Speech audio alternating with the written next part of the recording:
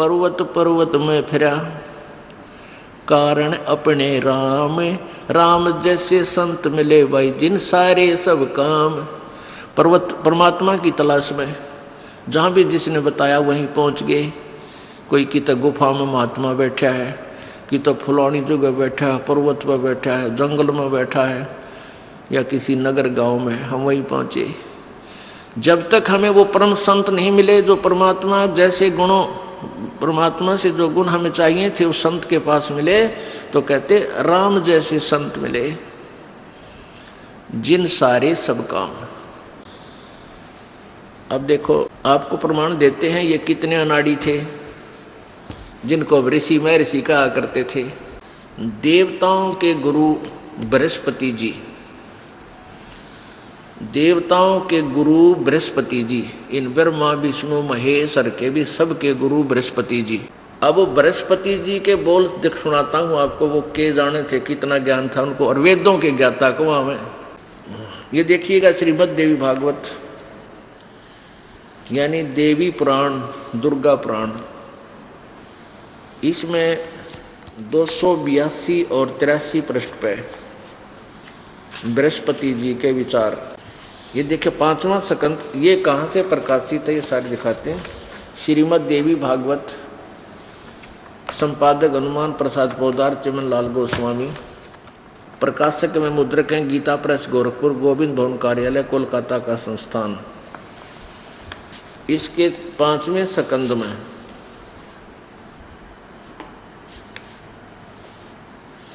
पृष्ठ नंबर 282 और 83 पे बृहस्पति जी के विचार।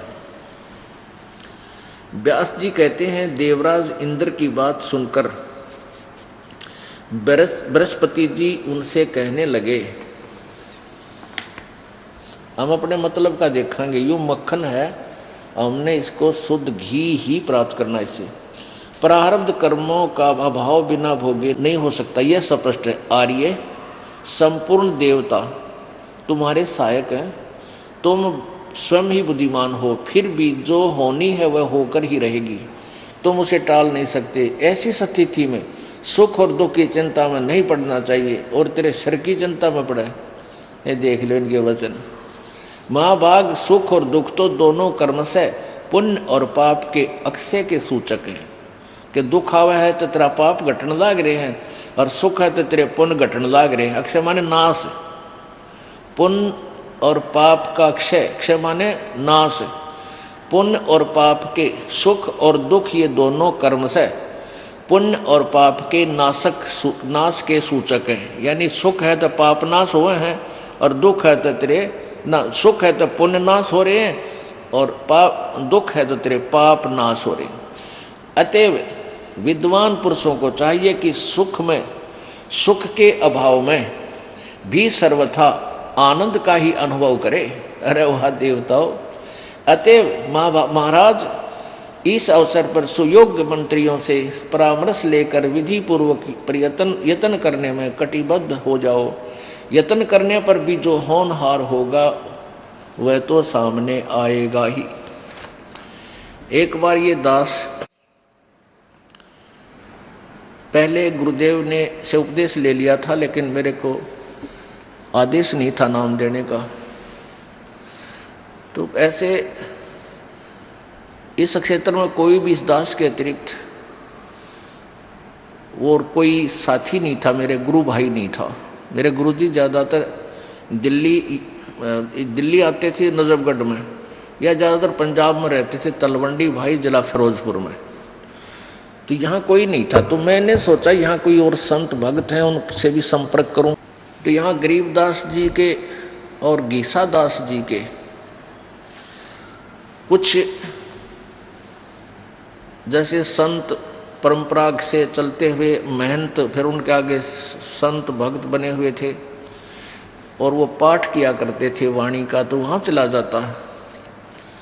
तो वो क्रिया कुछ करते, वाणी में कुछ लिखा, वाणी भगवान का आदेश था, वो क्रिया उनकी उसके विपरीत थी। फिर भी मालिक ने मुझे उनके सारे के जो है ना पड़ताल लेनी थी, उनका दाढ़ा दिवाना था, उनके सत्संग सुनता, उनके सत्संग सुनता, फिर परमात्मा की वाणी पढ़ता, तो उनके वचनों में और परमेश्वर की वाणी में दिन रात का अंतर मिलता। इसलिए दास ने उनसे अलग ही अपना ये शास्त्र अनुकूल साधना का प्रचार प्रारंभ करना पड़ा। तो एक बार पंडारा गांव है यहाँ जींद के पास, 1.5 किलोमीटर 2 किलोमीटर पंडारा गांव है। वहाँ एक अमावस्या का मेला भरा है। अमावस्या को ये बोली आत्मा भ्रमित वहाँ जाती है, और वहाँ पर घिसा पंथियों का एक आश्रम, और वहाँ वो 3 दिन का पाठ किया करते गरीबदास जी की वाणी का। तो ये दास भी वहाँ चला गया, और वहाँ महंत ये संत होया कर लाल लत्ते पहन के, और उनको आमंत्रित किया जाता था, करते हैं वो, कोई किसी डेरे का, कोई किसी डेरे का, तो उनको बुला रखा। और वहाँ पर 100-150 आदमी भी भगत भी जा रहे श्रोता। तो उनमें से एक जो है ना, पहले तो संस्कृत बोल रहे और फिर वचन करे, तो सारे के सारे जो श्रोता थे वो जो कहने लगे वह महात्मा तो यो पड़ा है। तो वो क्या करे, वो क्या कह रहा था कि भाई ये दुख और सुख तो मन मानने के होते हैं, मान ले तो सुख है, नहीं तो मान ले तो दुख है। और इसलिए दुख क्यों होता है कि हम अपने आप को एक जीव समझते हैं, हम अपने आप को शरीर मान रहे हैं, और इसलिए हम शरीर को कोई दुख होता है तो हम दुखी हो जाते हैं। हमने मान लेना चाहिए कि हम शरीर नहीं है, क्योंकि हम तो आत्मा है, आत्मा को कोई कष्ट नहीं होता, ये तो अजर अमर है, सुख दुख से न्यारी है।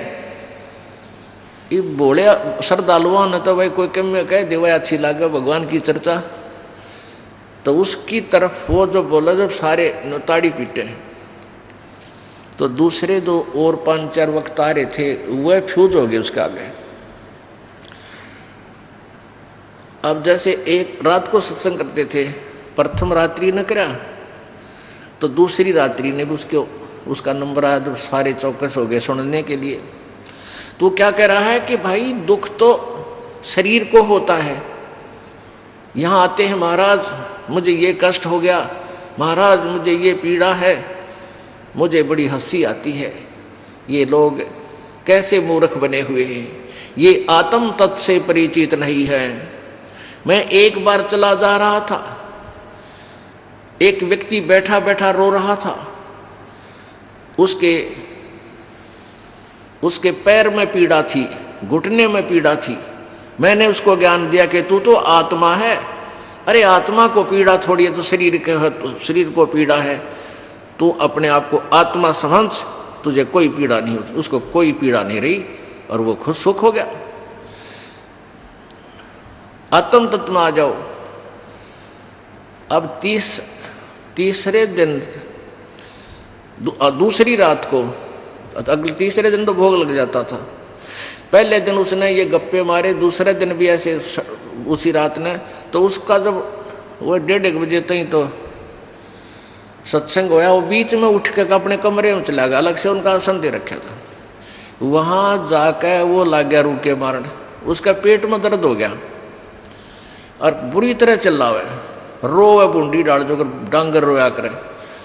फिर वो जो वहाँ के प्रबंधक था वो गया, 1-2 सेवादार गया उसके पास, क्या हो गया महाराज जी? मर गया, पेट दुख है। वो एक पड़ोसी आश्रम था दूसरा, वहाँ 2 आश्रम है, उनके वहाँ से एक कार ले आए, उसने घेर कर उसमें जींद ले आए। डॉक्टर ने फिर उसका इंजेक्शन वगैरह लगाए, ग्लूकोज चढ़ाया। वो सुबह 5-6 बजे से वापस ले आए और वो नो चले जानो जच्चा चले अगर उतर के गाड़ी में थे और उस कमरे में घुस गया अपने में।